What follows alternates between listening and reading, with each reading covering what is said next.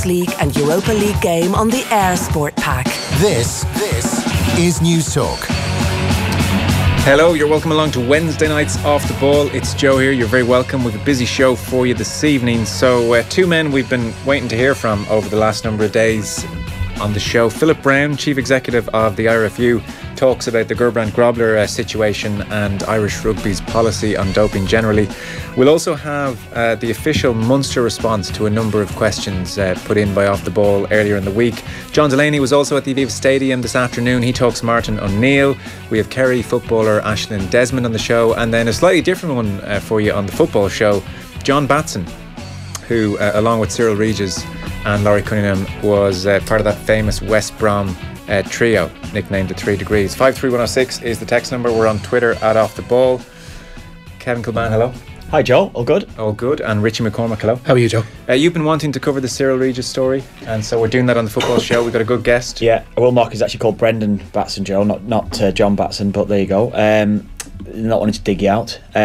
Yes, no, I have. I mean, I've known Cyrille such a long time now. It doesn't seem like yesterday that I'd signed for West Brom, and Cyrille was part of the coaching setup under Ray Harford then. So it was just terribly sad when I heard the news this week as well. And I think he's certainly influenced a generation of young black footballers when they were trying to make their way into the game. They looked up to Cyrille and certainly Brendan as well, who we have on tonight. So it was certainly the sort of character that influenced generations. Yeah, Brendan was the first one of those, I think, to move into the administration kind of side of things. Yeah. I remember seeing one of the documentaries around the formation of the Premier League, and Batson was involved with the players who were looking for a larger slice of the TV money, given the fact that, you know, an awful lot more money was going to be flowing into the game. But Batson did an awful lot of work off the pitch with players, and he, along with Regis, along with the different players that were there at West Brom, Laurie Cunningham, George Berry as well at Wolves, did a hell of a lot of good work for black players in England in the late 70s. Yeah. Well, Brendan, excuse my misspeak. Never be shy about pointing out mistakes. Kevin. It's important. No, I wouldn't be normal, Joe. He was Arsenal's first professional black player in 1974. So really, like the 70s in English football, in many ways, Cyrille Regis is the face of that. It was the time when black players came into the game properly. A lot of firsts in the 1970s, and as we know, the abuse from the terraces was fairly awful. So we'll talk to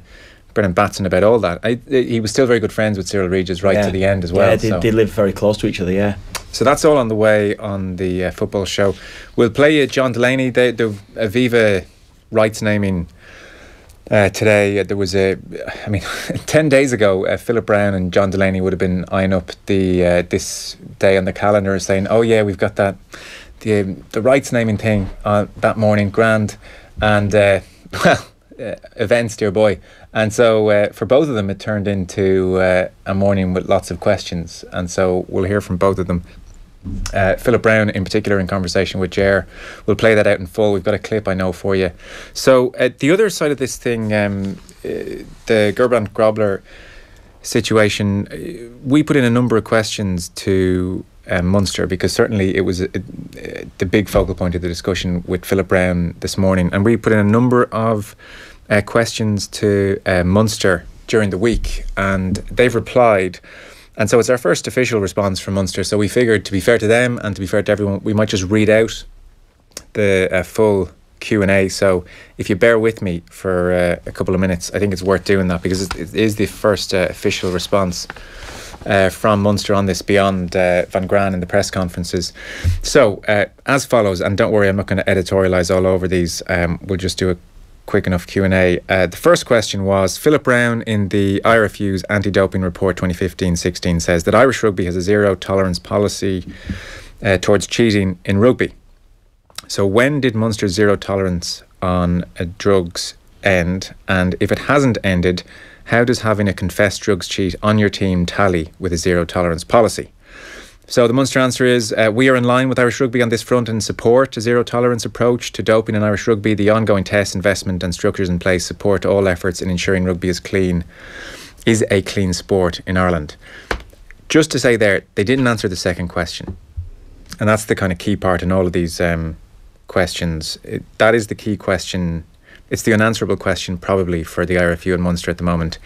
If the zero tolerance policy hasn't ended, how does having a confessed drugs cheat on your team tally with a zero tolerance policy? Because really it doesn't. So that question's not answered here. That's the only thing I'll say. So the rest of them then, who in your organisation had final sign-off on the decision to offer Grobler a contract? And the answer is, with the departure of 3 senior specialist locks at the end of 2016-17 season, Donnacha Ryan, Dave Foley, John Madigan, 2 of whom were internationally capped. We had a long-term injury to lock Darren O'Shea, back row specialist Dave O'Callaghan. They say Director of Rugby Razzie Erasmus and the Munster Rugby Professional Game Board identified Racing 92's Gurban Grobler as an eligible world-class player with the required skill set for top-flight rugby and offered the player a 1-year contract for 27-2018. The Munster Rugby offer and contract was sanctioned by the IRFU, as are all contracts for international signings. Next question, did that person do due diligence on Grobler's drug taking? The answer is yes. Next question, was the decision to offer him a contract made in the full knowledge that Grobler had used an anabolic steroid? The answer is all parties were aware of Gerbrandt's admission of guilt to the use of a banned substance in 2014, the 2-year ban set out by the governing body, and his eligible return to play professional rugby when signing for Racing 92 in October 2016. The decision to offer Gerbrandt a contract was based on requirement, character references, skill set and experience of playing at top level rugby. Next question, there's only 2 left after this. Did anyone speak to Grobler about his drug taking? The answer is yes. Next question, a pretty important one really for this debate. What is the message to the members of the Munster Academy about drug use when there is someone who used drugs in the first team squad? Do you accept that there are mixed signals there? The answer there are no mixed messages internally.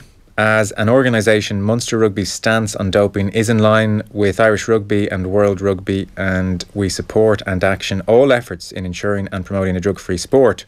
All agree, including the player himself, that what he did in 2014 was wrong. Gerbrandt is an example to others, in particular our younger players, as to why you should not dope in sport. He nearly threw away his career because of a bad decision he made. Gerbrandt's experience is a deterrent to any young player in our system. Munster Rugby have fantastic support staff in place for players who come through our development system, and they are in place to educate players on supplement use and our food first approach. And then last question, do you accept that the standing of Munster in world rugby is diminished by having a confessed cheat wear the jersey? Who takes responsibility for that? The answer, no, not at all.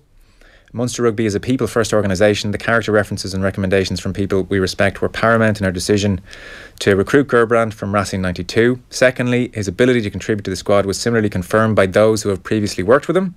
And they say, based on our assessment of the player's suitability and the knowledge that he had international clearance from World Rugby, Munster Rugby were satisfied to give Gerbrandt the opportunity to continue his chosen career as he moved on from Racing 92.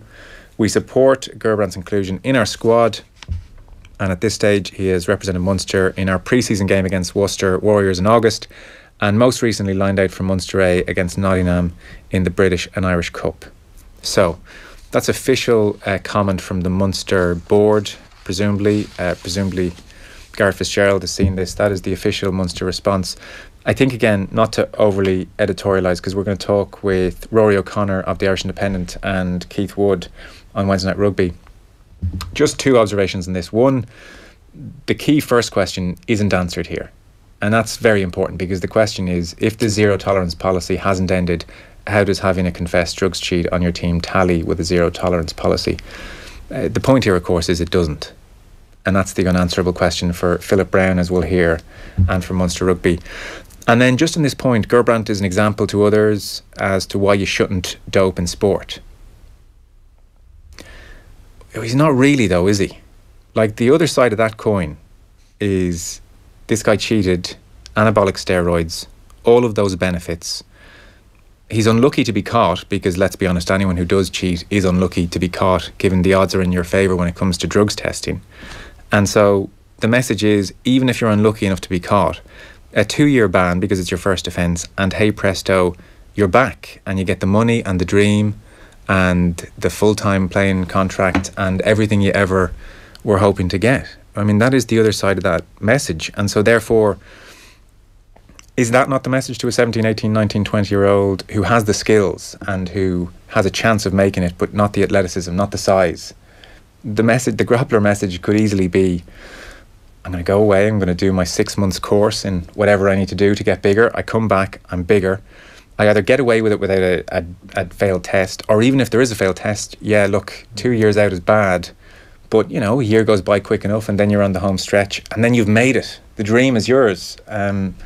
So I think that is a very arguable point they make, that that this is a deterrent, having him in the first team squad. It's probably not a deterrent, really, I would suggest, but that's the Munster line and things. We'll come back to it obviously on Wednesday Night Rugby. Philip Brown, Ger Gilroy did a very strong interview with Philip Brown at the Aviva this morning. We'll play that out in full. I know, Richie, you've got a clip of it on your news round, but take us through the other news you want to start with. Yeah, it is rugby we start with as well. Jordan Larmour has been included in Ireland's squad for the opening rounds of the Six Nations. The 20-year-old Leinster back is the only uncapped player among the 36-man panel revealed this evening by Joe Schmidt. Connacht second row Quinn Roux, one of the more surprising inclusions. No place for John Cooney. The Ulster scrum half has seen Kieran Marmion picked ahead of him.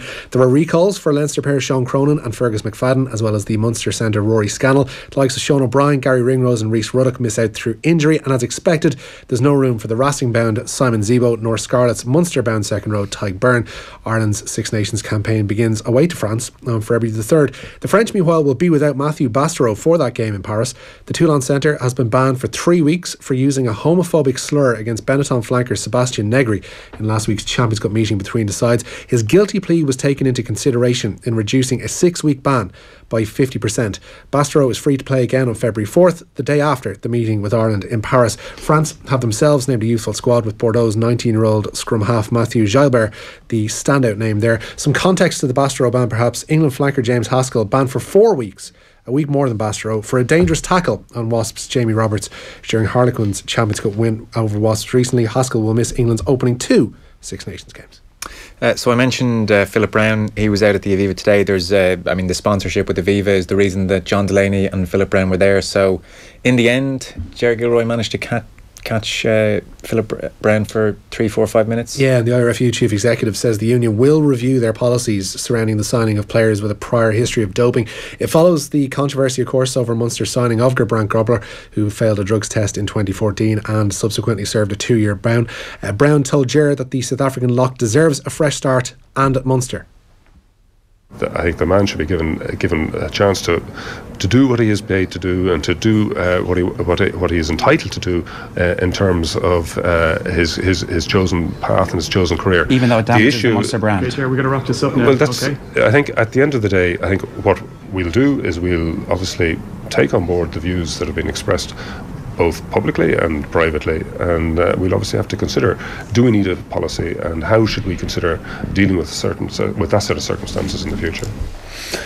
Yeah, that was Philip Brown. I mean, it was wrapped up. I mean, the optics of it weren't good because it was all very rushed. It's not the way you want to have a conversation like this. And the media officer, you heard they're wrapping it up after 4 or 5 minutes. Yeah. Fair enough, it's his job. But equally, what's a couple of minutes? And just the optics of it weren't good.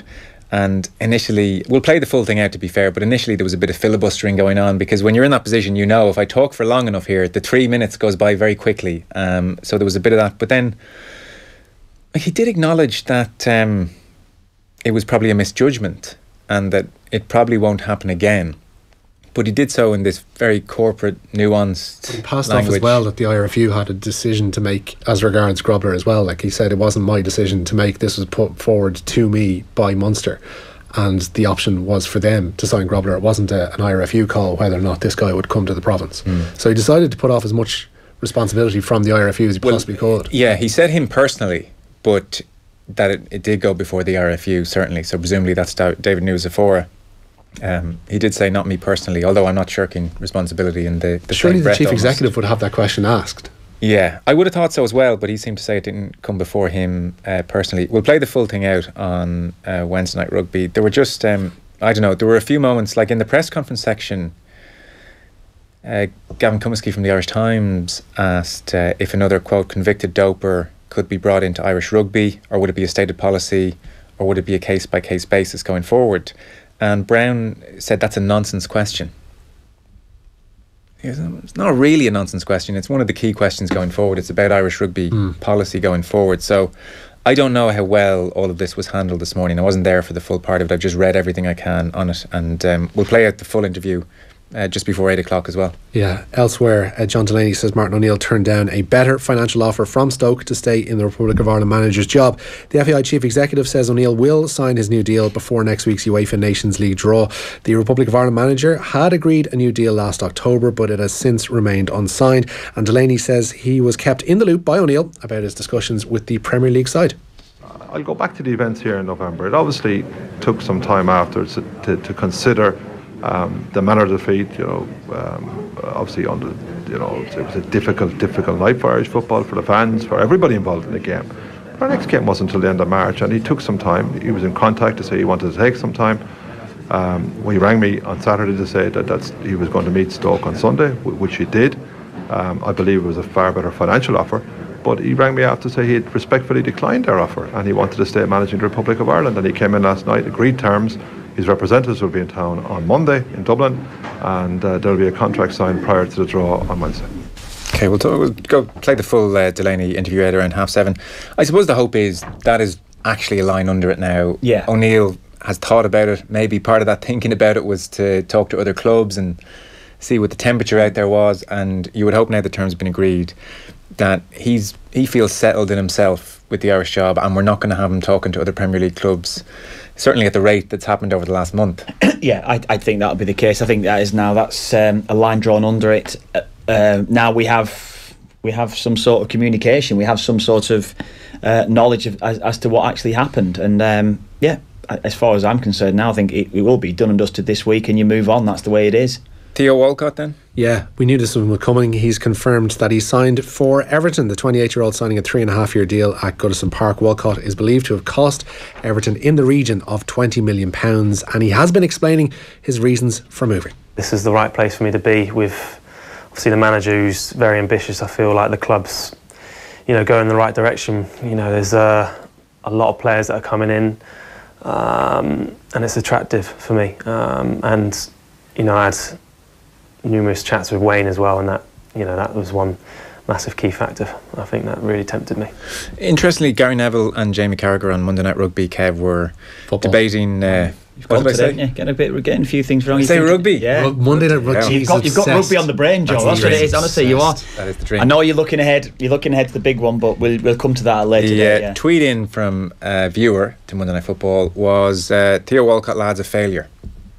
Both of them were saying it's really, really harsh to say that.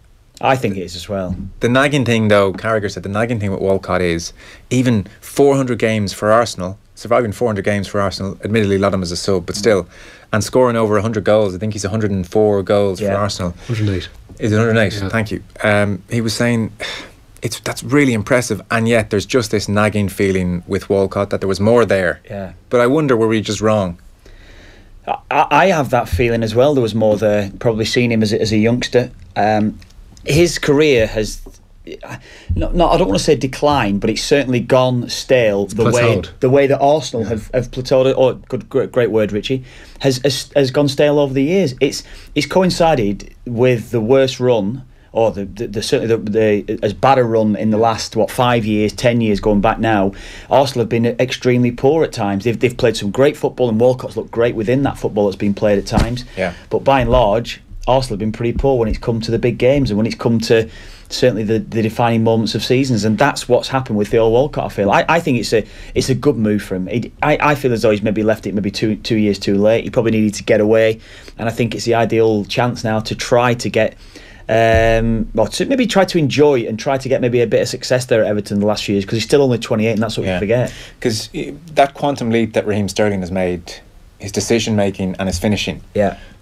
Walcott never, at 28 now, has never made that, even gradually or in the space of a short time. I think it's Sterling. Down to coaching, Joe. Simply is down to coaching. Yeah. I mean, we were looking at Raheem Sterling even last season, certainly the season before when he's gone in there. We were looking, is he going to develop? Is he going to get better? And we're actually, I think the word at the time was being described. He might be the next Theo Walcott. That was being said of him. I was totally wrong. Yeah, I mean, I remember the time thinking, I just don't think you'll ever trust him. He'll have periods or months where he scores a glut of goals, it all works out for him. But I did feel he was more of a Walcott. But I mean, they've done an unbelievable job with Sterling in a very short amount of time. which does make you wonder. Well, it's over a year now, Joe, since Guardiola's gone in there. That's a short amount of time, relatively speaking. Like, we've been waiting for Walcott to get better for about 9 years now. But is Walcott, I don't know, it's probably slightly more out there question, is Walcott a product of Arsenal's middling form or a reason for it? Like, are players like him a reason for Arsenal performing as they have done? I personally think it's a product. Honestly, I do. You only need to look at Alex Oxlade-Chamberlain at the weekend as well. Another one in the same sort of mould. He's signed with great potential, and Arsene Wenger has his certainly strengths and weaknesses. But I think his big weaknesses it's this mindset of Arsene Wenger to think the players will deal with it. They'll get on with it. I trust in my players. So I do feel as though no matter what level you sign at, they're young lads going in there. Yeah. Sorry, Joe. They're young lads, and no matter how old they are and how quickly they developed over a certain amount of time, it's going to come a time where they actually do need coaching in the new manager's methods and coaching for their own development going forward. And Guardiola recognises that in each and every individual player. But if you follow that argument through, then you're saying that Thierry Henry, Emmanuel Petit, Lauren, Ashley Cole, Patrick Vieira, so they all improved. Look what they came into. Look what Patrick Vieira and Emmanuel Petit came into. He came into the foundations of a side that had already won the Premier League, or the First Division as it was. Walcott was 16 in the England squad. Walcott was there around these guys for the first 5-6 years of his career. Yeah, but what I'm saying here though, if you look at Patrick Vieira, what they came into, they then developed off the back of Adams and Keown and all these sorts of things. Yeah. Look what type of player Arsene Wenger has signed over the years.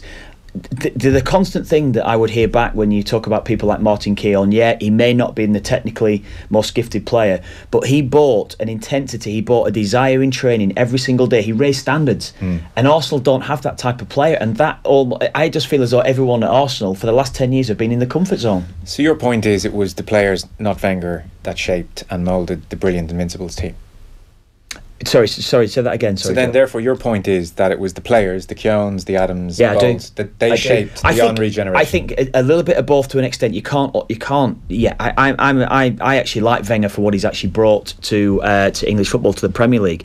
But I do believe that he had a certain amount of character in that dressing room. He didn't need to work on. He didn't necessarily need to go and work with Tony Adams. That in turn then made the leader of Patrick Vieira, and he signed Robert Perez and people like this as well, who were strong. I mean, I can't tell you how physical that Arsenal side with Perez, Bergkamp. I spoke about Bergkamp in the past. They were so physically imposing to play against. And as it's gone on, Arsene Wenger has signed a type of player that was akin to the Barcelona type method, and they weren't that good. They weren't as good as that type of player, so they were getting overrun physically. But Arsenal, historically, under Wenger, if you look back 20 years, they were never getting overrun physically. So you think if Walcott comes along 6 years earlier? Definitely, I think he improved dramatically by the pace, by the type of training, by the type of players that they've got in that dressing room. I think it's the dressing room that's almost marshalling everything. The players within that dressing room. It doesn't necessarily need Arsene Wenger to go in and discipline them. That dressing room is being disciplined by the players. Okay. We might touch on that again in the football show. There's FA Cup tonight? Yeah, on the pitch, a meeting with Newcastle awaits the winners of this evening's FA Cup third round replay between Chelsea and Norwich at Stamford Bridge. Wesley Hoolahan starts on the Norwich bench tonight. Chelsea's starting 11 contains the likes of David Luiz, Ethan Ampadu, Timoe Bakayoko and Michy Batshuayi.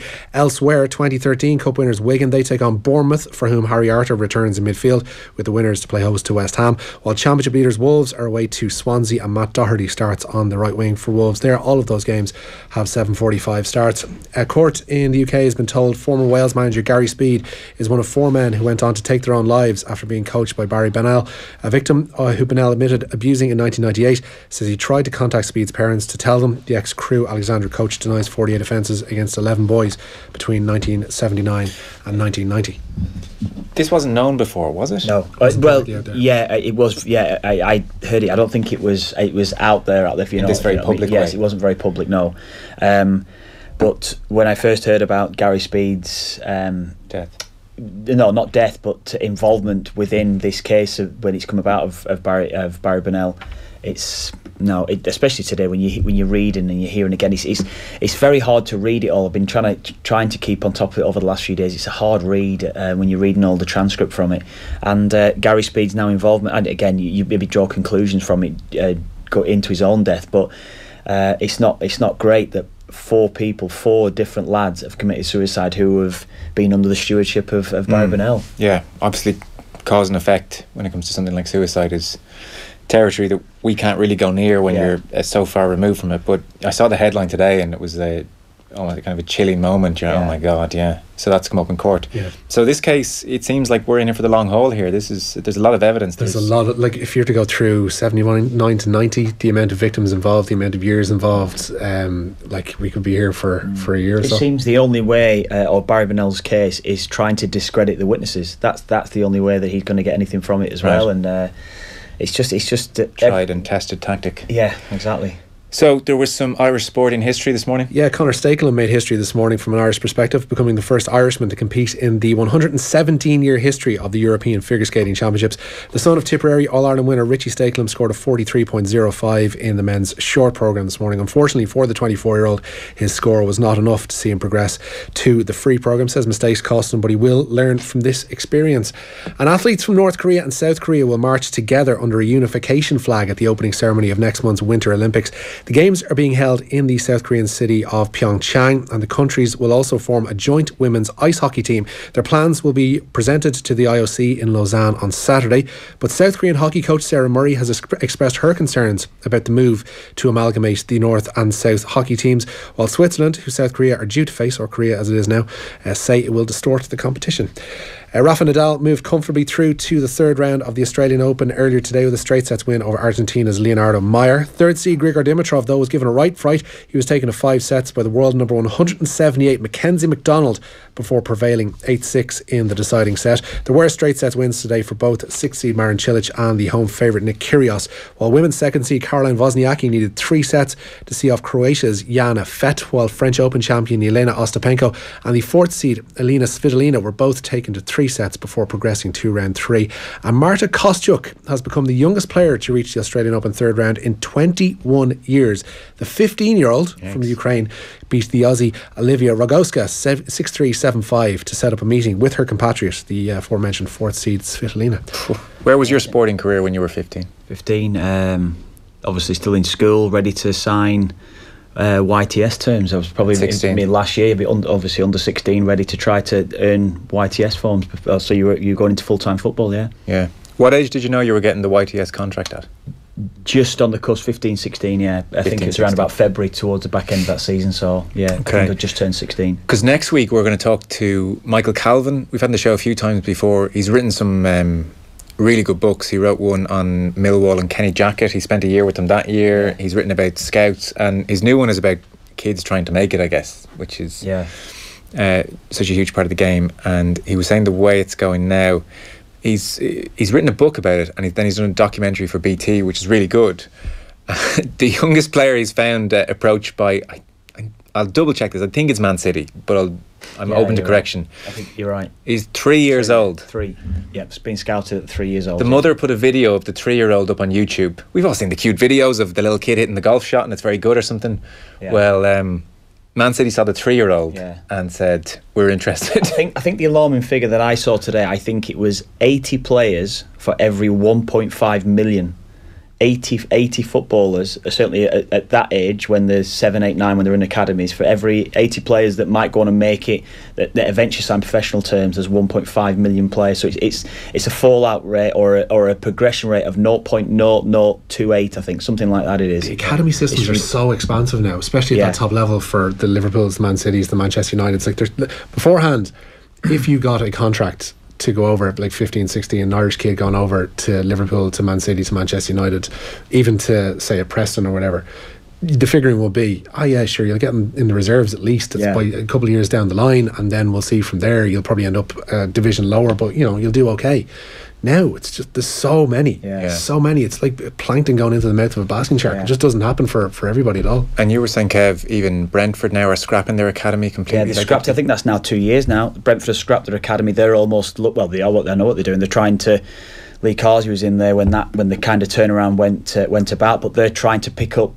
Do you want to call it scraps? Certainly, the players that have been released from the other clubs, so they'll go to the open trials, the system that's in place that the PFA run, and I think the PFAI actually run one as well, don't they? Lads that's released, lads out of contract, and they'll try and pick them up at 16, 17. Because they know there'll be so many of them. There'll be so much choice, and you haven't wasted any money educating 99.9% of players who aren't going to make it, and the scraps are probably very good.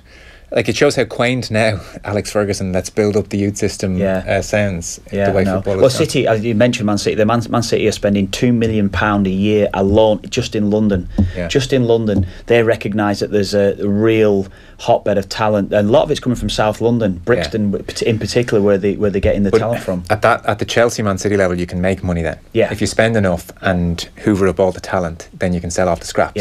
Brentford can't really do that, so it's the rich getting richer, Kev. It is, but it's about them trying to develop those talented players that are just being released and give them some game time. As maybe Richie said, once they get a bit of game time, they might play 15, 20 games, and you'll think, I've got a player here, and that's kind of how it works. That's the news round for this evening. A short break, and we'll play John Delaney in full next. Off the Ball on News Talk. In association with the Air Sport app, allowing you to cast your favourite sporting action from your tablet or mobile phone straight to your TV. Lunchtime Live. I'm nearly 49. I have long grey hair. I have a good job. I like the way I look. And a 4-year-old girl on my road said to me a couple of weeks ago, boys can't have long hair. And I'm going, oh jeez. And it breaks my heart. At least she called you a boy. You know, it could have been worse, Robert. She could have said, our lads can't have long hair. I'd be clinging to that if I was you. Lunchtime Live.